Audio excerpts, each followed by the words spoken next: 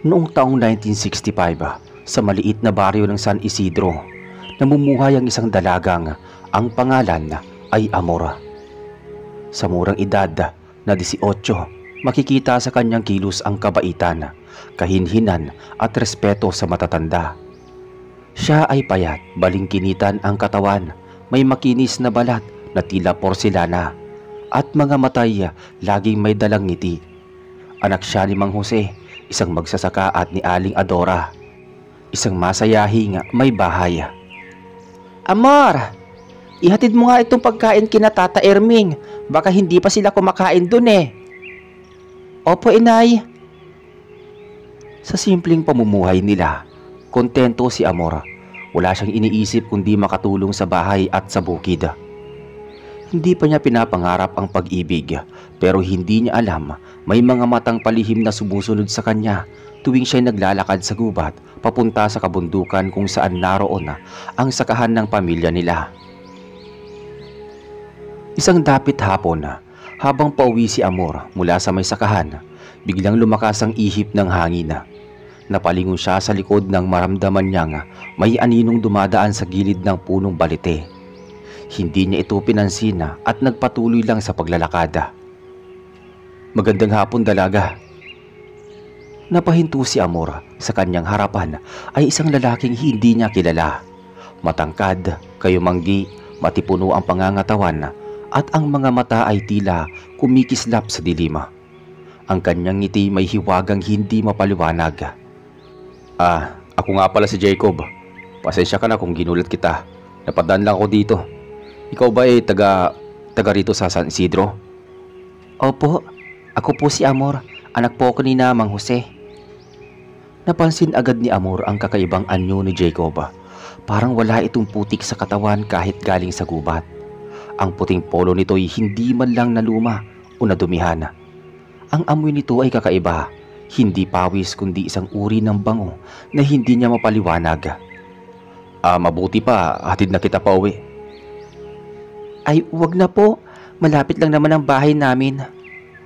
Hindi ako mapapalagay kung hindi kita mahatid. Minsan lang ako makakita ng dalagang maganda gaya mo rito sa kabundukan. Napayuko si Amor. Hindi siya sanay sa ganoong papuri. Sa huli pumayag na rin siya. Naglakad silang magkasabay, ngunit may kakaibang katahimikan sa paligid. Ang hangin ay tila tumigil at ang mga kuliglig ay nananahimik. Simula noon, palagi nang sumusulpot si Jacob tuwing mag-isa si Amor. Kung minsan sa tabing ilog, kung minsan sa may sakahan, at kung minsan na may sa likod ng kapilya. Unti-unting napalapit ang damdamin ni Amor sa binatang laging handang dumamay sa kanya sa tuwing siya'y pagod o may dinaramdam. Jacob, bakit ba ako? Wala naman akong ganda o yaman. Bakit mo ako nililigawan? Simple lang ang sagot. Dahil ikaw si Amor. Dahil ikaw ang tanging nilalang na kayang baguhin ang daan ng aking tadhana. Napatingin si Amor sa kanya at doon niya unang napansin ang kakaibang liwanag sa mga mata ng binata. Parang may init na nagmumula dito at tila ba may mga aninong gumagalaw sa likod ng kanyang ngiti. Jacob, may tinatago ka ba sa akin?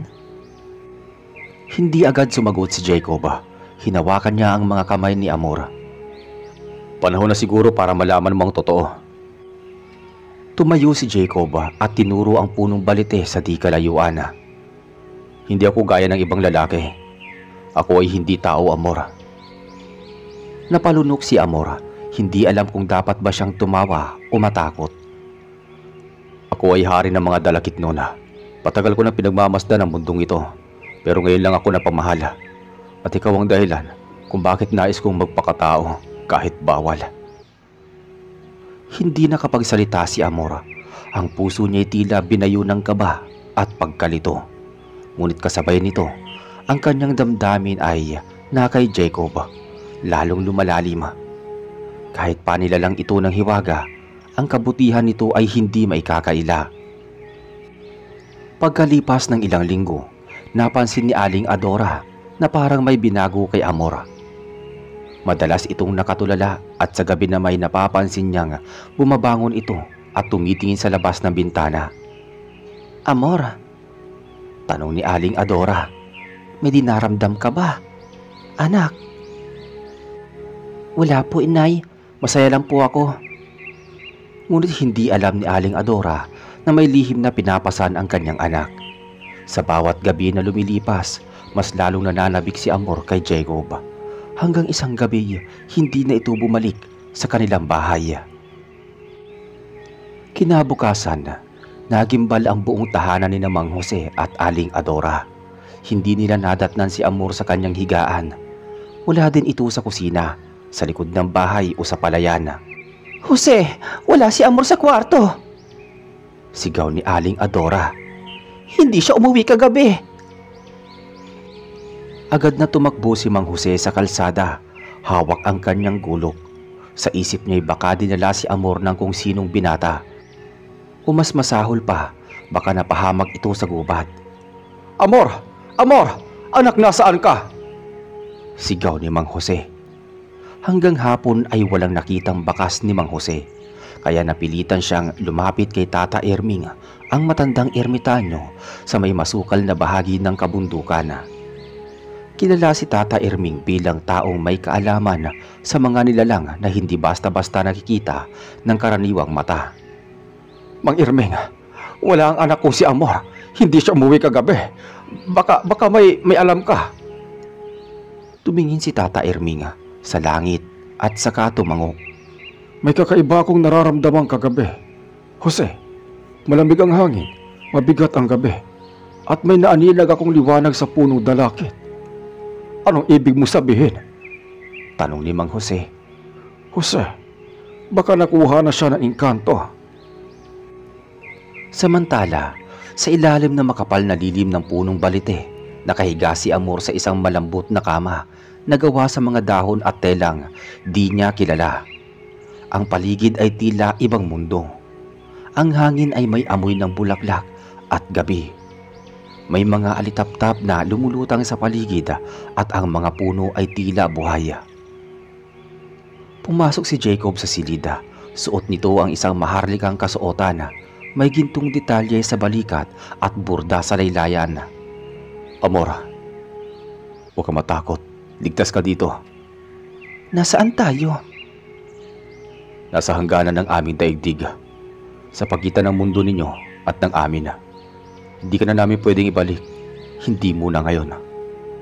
Bakit mo ako dinala dito? Hindi ako nagpaalam kina inay at itay. Lumapit si Jacob at hinawakan ang kanyang kamay. Dahil may dala akong balita, Amor. May dinadala ka ng buhay sa iyong sinapupunan, anak natin. Napanganga si Amor. Saglit siyang napatingin sa kanyang tiyan.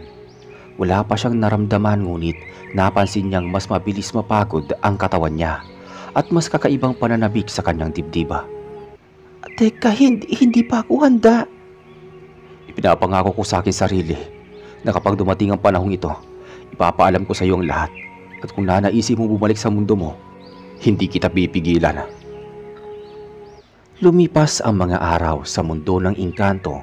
Si Amor ay inaalagaan, pinapakain ng prutas na may makapangyarihang sustansya. Ang kanyang kutis ay lalong kuminis. Ang kanyang lakas ay tila hindi nauubos. Ngunit sa kabila ng kaginhawaan, may lungkot sa kanyang puso. Miss na niya ang kanyang mga magulang.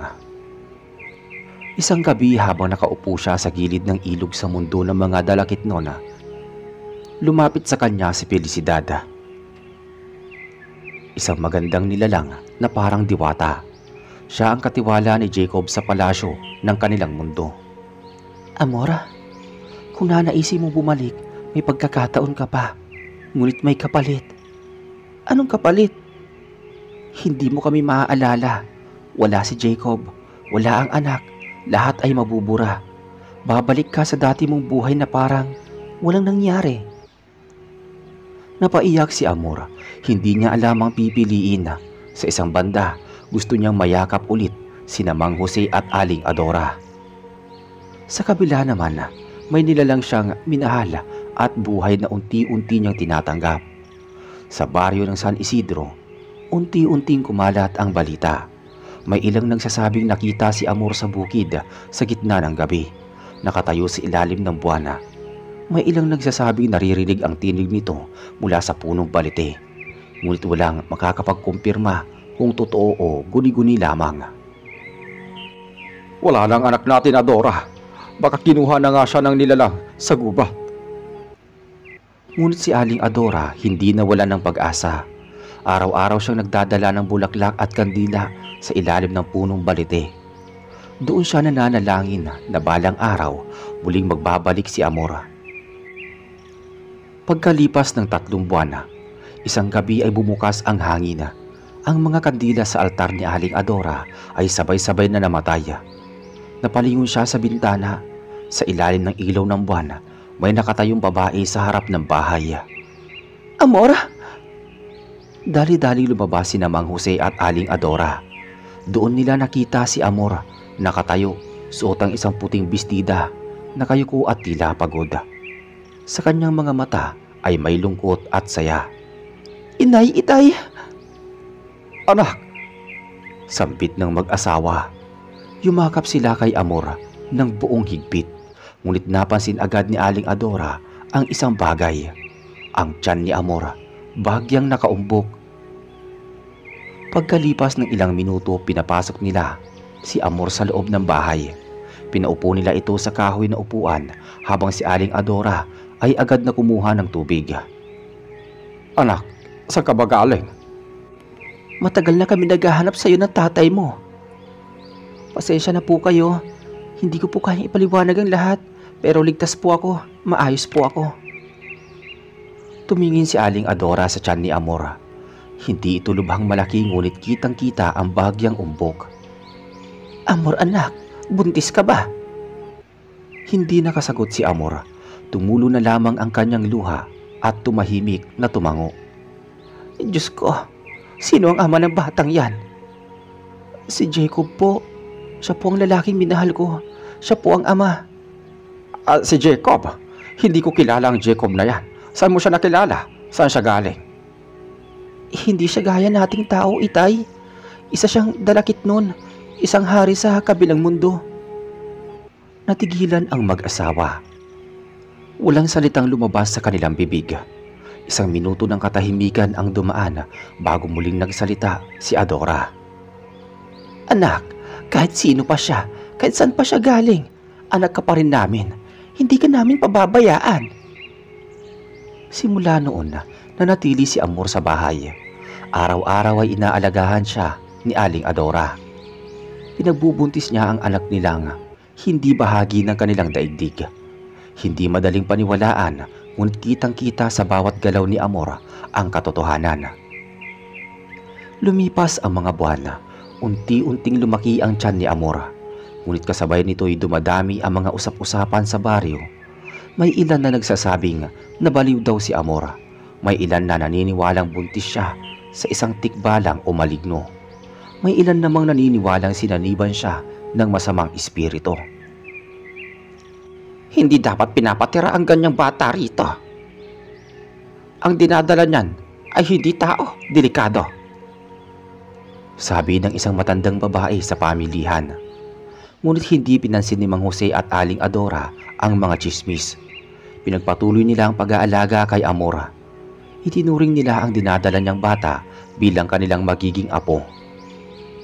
Isang gabi, habang natutulog si Amor, napanaginipan niya si Jacob. Nasa gitna siya ng kagubatan, suot ang dating kasuotang maharlika. Nakangiti ito at iniabot ang kamay sa kanya. Malapit na, wika ni Jacob sa kanyang panaginip. Kailangan mong maging matatag. Hindi lahat ay makakaintindi sa pinili mong landas, pero lagi akong naririto, mahal. Pagkagising ni Amor, napansin niyang basa ang kanyang bato. Tumingin siya sa bintana. May liwanag sa labas. Parang apoy na lumulutang. Dahan-dahan siyang bumangon at lumabas. Sa tapat ng punong balete, naroon si Felicidad. Suot nito ang puting bestida at may hawak na maliit na bulaklak na parang hindi galing sa mundo ng tao. Amor, ipinadala ako ni Jacob. Huwag ka matakot. Naghahanda na ang aming mundo sa pagdating ng kanyang anak. Bakit kailangan pa ninyong magpakita? Tanong ni Amor. Dahil kapag naisilang ang bata, kailangan maisagawa ang kasunduan. Hindi basta-basta maaaring mamuhay ang isang kalahating tao, kalahating dalakit nun sa mundong ito. Kailangan pumili ka, ikaw at ang bata dito sa mundo namin. Tumango si Amora ngunit hindi sumagot. Bumalik siya sa loob ng bahay at humiga na muli. Sa kanyang dibdib ay naglalaro ang kaba at takot. Hindi para sa sarili kundi para sa batang isisilang niya. Pagdating na ika-9 na buwan, isang gabi ng habagat at malakas na kulog, nagsimulang sumakit ang tiyan ni Amora. Inay! Inay, ang sakit! Itay, masakit na po! Agad na nagsipagtakbuhan si Mang Jose at Aling Adora. Pinainitan ni Aling Adora ang tubig habang si Mang Jose ay kumaripas papunta kina Albularyang Sita na nakatira sa dulo ng baryo. Oh Jose, ihanda mo ang kumot. Ilagay mo siya sa sahig ng silid at pakalmahin. Malapit na yan, sabi ng albularyang kumadrona. Pagbalik ni Mang Jose, agad pinuwesto si Amor sa gitna ng silid. Tumutulo ang pawis sa kanyang noo at bawat sigaw niya ay sinasabayan ng kulog sa labas. Amor anak, huminga ka ng malalim, sabi ni Aling Adora. Pumikit si Amor at sa gitna ng kirot may nakita siyang liwanag. Sa isang iglap, tumigil ang kulog. Tumigil ang hangin. Tumigil ang oras. Pagmulat niya ng mata, nasa gitna siya ng dalawang mundo. Sa kaliwa niya ay ang kanyang magulang, hawak ang kanyang kamay. Sa kanan niya ay si Jacob, nakatayo, may ngiting punong-puno ng pag-asa at luha. Piliin mo, Amor. Kung saan mo nais palakihin ang ating anak, doon kita susundan. Napaluha si Amor habang sumisigaw sa kirot.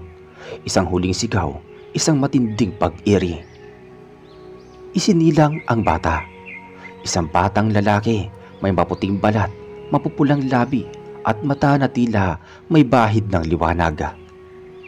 Umiyak ang sanggol nang lumapat sa malamig na hangin ng gabi. Tumigil ang kulog, humina ang ulan at muling gumalaw ang oras. Sa mga kamay ng albularyang si Sita, maingat na hinugasan ang sanggol at binalot sa malinis na kumot. Lalaki, malusog ang bata, pero kakaiba ang anyo. Parang kakaiba rin ang mata niya. Lumapit si Aling Adora, karga ang sanggol. Napatingin siya sa kanyang anak. Amora, anak mo ito, tignan mo siya. Pinilit bumangon ni Amora, pilit niyang iniunat ang mga braso para mahawakan ang kanyang anak. Nathaniel, yan ang gusto kong itawag sa kanya, Nathaniel. Napatingin si Mang Jose sa sanggol. Maputi ang balat nito, halos kulay gatas. Ang buhok ay itim na makintab, ngunit ang mga mata tila ba may liwanag. Kulay abuhing bughaw na may kumikislap na tila alitaptap. Lumipas ang mga araw. Unti-unting bumalik sa normal ang takbo ng buhay sa tahanan ni Amora. Masaya si Aling Adora habang pinapaliguan ng sanggola. Si Mang Jose ay masigasig sa pagsasaka at madalas na nag-uuwi ng mga prutas at gulay para sa apo. Ngunit hindi naging madali ang lahat. Sa labas ng kanilang tahanan, patuloy ang bulong-bulungan. Isang gabi, habang naglalakad si Kulas pauwi, may narinig siyang sigawan sa may tindahan ni Aling Dita. Hindi yan normal na bata. Gabi-gabi umiiyak kahit tahimik ang paligid. At yung mata, Diyos ko po, di ako makatingin ng diretso. May nagsasabi nakita nila yung bata sa may bintana habang naglalakad. Naglalakad ang tingin. Dagdag pa ng isa. Dahil sa patuloy na paninira, isang gabi nagpasya si Mang Jose na lumapit muli kay Tata Erming. Tata Erming, hindi ko na alam ang gagawin. Pinipintasan nila ang aking apo. May dapat ba kaming ikatakot? Tahimik na tumango si Tata Erming. Ang bata ay hindi panganib, Jose, pero ang paligid niya ay bubuksan ang pinto ng kabilang mundo. Kung hindi siya mapoprotektahan, maaaring kunin siya ng nilalang na nais siyang ariin. Paano ko siya mapoprotektahan? Kailangan ang pagbabantay at kailangan ang paggalang. Sa araw ng ika-4 na punang gabi mula sa kanyang kapanganakan, kailangan gawin ang ritual ng paninilungan. Kung hindi, maaaring kunin siya ng mga nilalang mula sa mundo ng engkanto. Sa loob ng bahay naman, habang pinapasuso ni Amor si Nathaniel, muling lumitaw si Felicidad sa anino ng dilima. Malapit na ang panahon. Kung nais mo manatili dito, kailangan mong gawin ang ritual. Ngunit kung nais mong sumama sa amin, naghanda ka na. Ang daan ay bubuksan na. Ayokong iwan ang mga magulang ko, pero ayokong ilagay sa panganib ang anak ko. Sagot ni Amor. Hindi ka makakapili sa dalawang mundo, Amor. Mamili ka. Dumating ang ika-4 na pong gabi. Naglatag ng banig si Mang Jose at Aling Adora. Dinala ni Amor si Nathaniel at inilagay sa gitna ng banig. May bilog na guhit sa paligid, gawa sa abo ng tuyong sanga ng balete. Sa bawat gilid ng bilog ay may sinding kandila. Binuksan ni Mang Jose ang balutan ng asin, bawang at dahon ng banaba. Lahat ay tahimik, kahit ang sanggol ay hindi umiiyak. Sa ngalan ng liwanag, sa ngalan ng lupa, sa ngalan ng dugo, ipinapahayag naming ito ay anak ng lupa, hindi ng hangin, hindi ng lilim. Sambit ni Mang Jose habang binabasa ang orasyon na ibinigay ni Tata Erminga. Sa gitna ng ritual, biglang lumakas ang hangin. Ang kandila ay napailaw ng mas maliwanag. Mula sa labas ng bahay, may tunog ng yabag ng paa sa tuyong damo. Jacob, sabi ni Amor. sa ilalim ng punong balite naroon si Jacob. Suot niya ang dating maharlikang kasuotan, ngunit ang kanyang mga mata ay malungkot. Huli na ba ang lahat? Tanong ni Jacob. Ginawa ko ang ritual. Ayoko mawala ang anak ko. Ayoko mabawi siya. Sagot ni Amora. Kung gugustuhin mo sumama sa amin, ikaw ay magiging reyna, ang anak natin na lalaki sa mundo kung saan siya hindi huhusgaan. Pero hindi ko kayang iwan ang pamilya ko. Ayoko mawala ng magulang ang anak ko, gaya ng pagkawala ko sa kanila noon. Lumapit si Jacob, inabot ang kamay ni Amora at hinawakan ito. Kung yan ang pasya mo, igagalang ko. Ngunit isang gabi lang sa mundo namin, Amora. Yun lang ang hiling ko. Dalhin mo si Nathaniel. Ipakita mo sa kanya ang mundo na dapat sana niyang kalakhan. Tahimik na tumango si Amora. Kinabukasan nagpaalam si Amor kina Mang Jose at Aling Adora. Dala ang anak. Nilakad niya ang daan patungong punong balite. Sa paglapit niya, bumukas ang lupa at lumitaw ang daang yari sa liwanag. Kasama si Jacob, tinahak nila ang daan papasok sa kabilang mundo. Pagdating sa dulo, isang malawak na kaharian ang bumungad kay Amor. Punong-puno ng ilaw, halaman, halimuyak ng gabi, at mga nilalang na may anyong tao ngunit may katahimikan ng engkanto. Isang silid ang inihanda para kay Nathaniel. Sa bawat sandali ay binabantayan siya ng mga diwata. Si Amor ay inalagaan, binigyan ng maharlikang kasuotan at pinakain ng mga pagkain hindi niya kailanman natikman. Isa kang reyna dito. Ngunit kahit gaano kaganda ang paligid, sa puso ni Amor ay may lungkot. Sa loob ng isang gabi, binilang niya ang bawat oras. Sa 12 oras, hinagkan niya si Jacob. Kailangan ko nang bumalik, mahal. Sa pagsikat ng araw, bumalik si Amor sa kanilang mundo. Sa kanyang mga bisig ay si Nathaniel, mahimbing na natutulog. Nakatayo sa tapat ng bahay ang kanyang mga magulang. Nang makita nila si Amor, agad silang sinalubong ng yakap. Wala nang binanggit si Amor tungkol sa nakita niya sa kabilang mundo. Ngunit gabi-gabi, bago matulog si Nathaniel, tinitingala niya ang bintana, parang may hinahanap. Sa loob ng kanyang mga mata, may liwanag na hindi naglalaho. Lumipas ang mga taon. Sa tahimik na baryo sa gilid ng kagubatan, lumaki si Nathaniel sa piling ng kanyang mga lolo at lola. Si Mang Jose ay tinuruan siyang bumayo ng palay, magbayo ng nyog at makinig sa pintig ng lupa tuwing umuulan. Si Aling Adora naman ay masinsin na nagtuturo ng mga dasal at orasyon sa pag-iwas sa mga masasamang espiritu. Si Amor ay tahimik na namumuhay. Iniiwasan muling bumanggit ng anumang ukol sa mundo ng engkanto. Ngunit kahit anong iwas niya, hindi niya mapigilan ang unti-unting pagbabago kay Nathaniela. Bata pa lang ay mahilig na itong tumitig sa bituin kapag gabi. Lagi siyang nasa bintana, nakatingin sa langit na parabang may hinihintay. May mga gabi din na bigla na lamang siyang gumigising, pawis na pawis, at sinasabi kay Amor na, "May bumubulong sa akin, inay. Sinasabi nilang kilala daw nila ako." Sabi ni Nathaniela. Isang gabi, habang naglalaro sa may gubat si Nathaniela, nakita siya ni Aling Dita. Takot na takot itong bumalik sa nayon at nagulat kay Kapitan Pablo. "Kap, yung bata ni Amor, nakita kong kausap ang puting usok sa ilalim ng punong balite. Hindi yun normal." Dahil sa mga bulong-bulungan, muling nadungisan ang pangalan ng pamilya hanggang sa dumating ang isang gabi na hindi inaasahan, ang gabi ng 15 kaarawan ni Nathaniela. Sa kalagitnaan ng salo-salo, biglang humangin ng malakas. Nawalan ng kuryente ang buong baryo. Nagdilim ang paligid. Biglang may dumating na panauhin. Isang matangkad na lalaki. Nakasuot na balabal na tila yari sa ulap.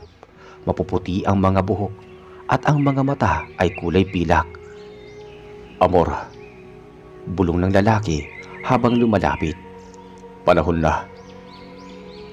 Nang makita ito ni Amor, hindi siya makagalaw. Si Jacob. Lumapit si Nathaniela. "Sino po siya?" "Anak, ako ang iyong ama." Hindi makapagsalita si Nathaniela. Tahimik siya habang nakatitig sa anyo ni Jacob. Tila may paglalapit sa kanilang dugo. May aninong kumikislap sa kanyang mga mata na ngayon ay lalong nangingibabaw ang kulay bughawa. Kinagabihan kinausap ni Amor si Nathaniela sa kanilang silid. Nakaupo ito sa kama habang si Amor ay hawak-hawak ang lumang medalyong iniwan ni Jacob noon. "Hindi ko sinasadyang itago sa iyo ang totoo, anak. Ang amam mo ay hindi katulad natin. Isa siyang nilalang na mula sa mundo na hindi abot ng ordinaryong tao. Isang hari sa mundo ng engkanto. At ikaw ay anak niya." "Bakit ngayon lang, inay? Bakit hindi mo kaagad sinabi?" "Dahil pinili kong iligtas ka. Ayokong maranasan mo ang pagkakahati ng dalawang mundo gaya ng pinagdaanan ko. Pero anak, malapit na ang panahon. Kailangan mong pumili." Kinabukasan, muling bumalik si Jacob. Dinala niya si Nathaniel sa ilalim ng punong balite. Isang pintuan ng liwanag ang bumukas at sabay silang pumasok. Sa loob, bumungad kay Nathaniel ang isang kahariang hitik sa ganda. Mga puno ng may gintong dahon, mga ilog na may asul na apoy, at mga nilalang na may pakpak ng kristala. "Ito ang kaharian na pagmamay-ari mo. Bilang anak ko, ikaw ang tagapagmana ng araw na bughaw. Ngunit hindi ito ang kasiyahan lamang. May tungkulin kang haharapin." "Ano po tungkulin, itay?" "May mga nilalang nagtatangkang sirain ang balanse ng ating mundo, anak. Mga anino ng lumang dilim. Isa kang tagapagbantay. Isang tulay sa pagitan ng dalawang daigdig." Nang gabing iyon, sa baryo ng San Rafael, may mga alagang hayop na nagsilabasan ang mga mata. May isang lalaki na nasiraan ng bait at sumigaw sa gitna ng kalsada. Muli, lumapit si Amor kay Tata Erming. "Tata, bumabalik ang kadiliman, hindi ba?" "Dahil gising na ang anak mo. At dahil nasa kanyang paggising, nagising din ang mga nilalang na matagal nang pinatahimik ng mga ninuno mo. Kailangan siyang gabayan." Sa gitna ng dalawang mundo, si Nathaniel ay bumalik sa baryo. Ngunit hindi na siya ang batang dating tahimik. May lakas na sa kanyang loob, may kapangyarihang dumadaloy sa kanyang dugo. Nagising siya isang gabi dahil sa isang panaginip. Sa panaginip na iyon, may isang dalagang umiiyak sa ilalim ng balite. Nakasuot ito ng lumang saya, may mahabang buhok at mapupungay ang mga mata. "Nathaniela, tulungan mo ko." sabi ng babae. Pagbangon niya kinabukasan, tinungo niya ang balete at sa ilalim ng punong yun, naroon nga ang dalaga. Hindi ito isang panaginip, isa itong nilalang na nakatali sa pagitan ng liwanag at anino. Anong pangalan mo? Lira, isa akong diwata na isinumpa. 200 taon na akong nakakulong sa ilalim at ikaw ang tanging makakapagpalaya sa akin. Mula nang makilala ni Nathaniel si Lira, gabi-gabi siyang bumabalik sa ilalim ng punong balete. Sa bawat pag-uusap nila, unti-unting nabubuo ang damdamin sa puso ni Nathaniel. Isang damdaming hindi niya mapaliwanag.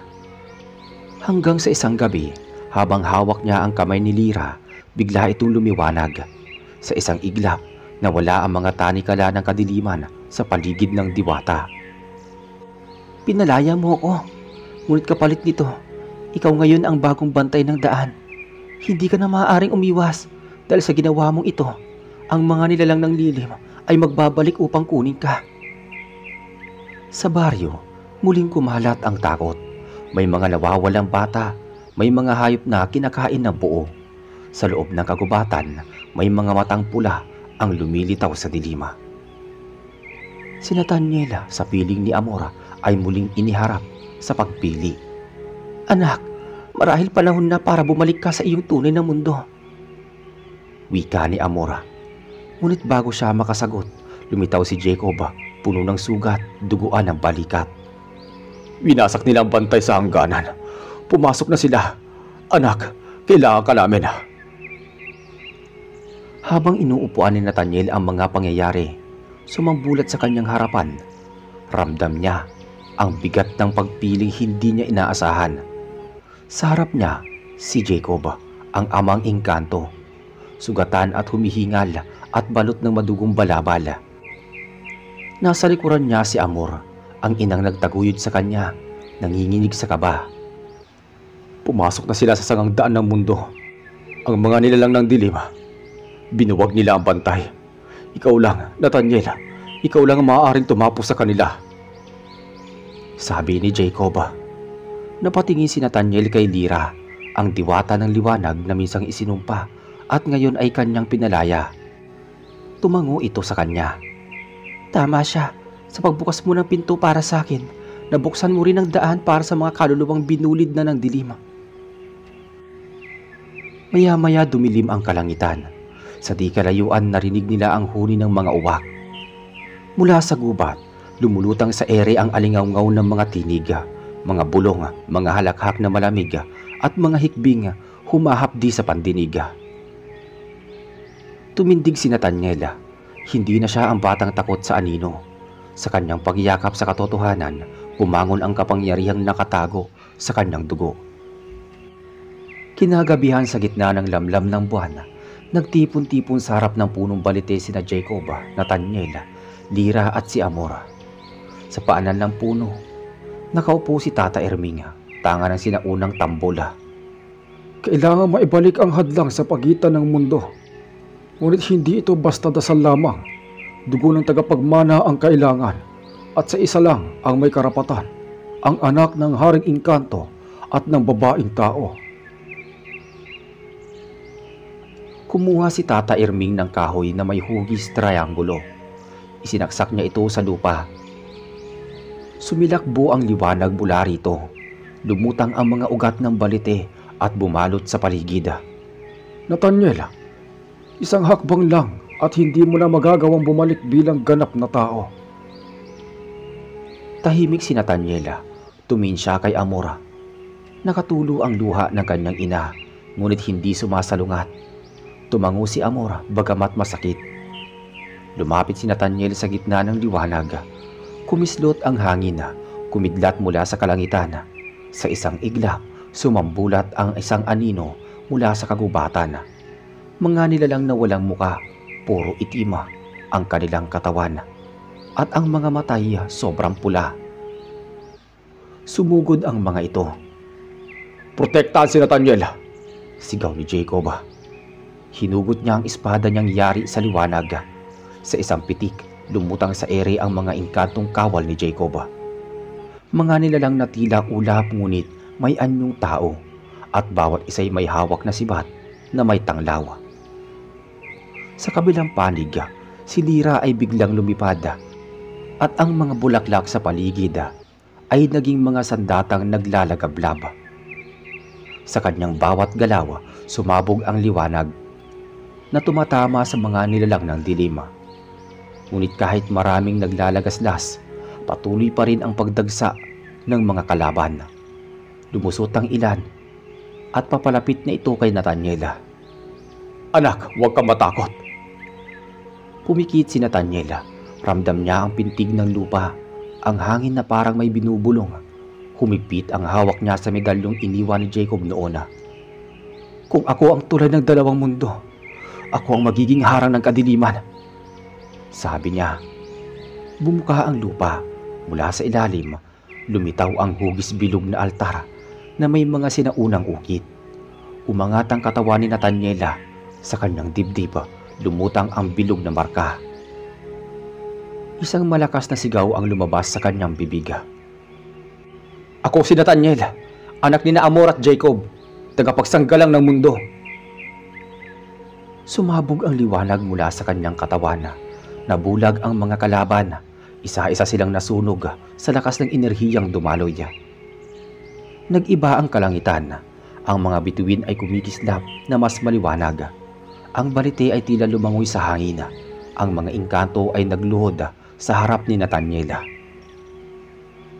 Isang bagong tagapagbantay ang isinilang, bulong ni Jacob habang nakatingin sa anak. Ngunit sa gitna ng katahimikan, isang malalim na alingawngaw ang lumitaw mula sa kailaliman ng kagubatan. Isa itong tinig na hindi kayang tuntunin, malamig, mapanlinlang at puno ng galit.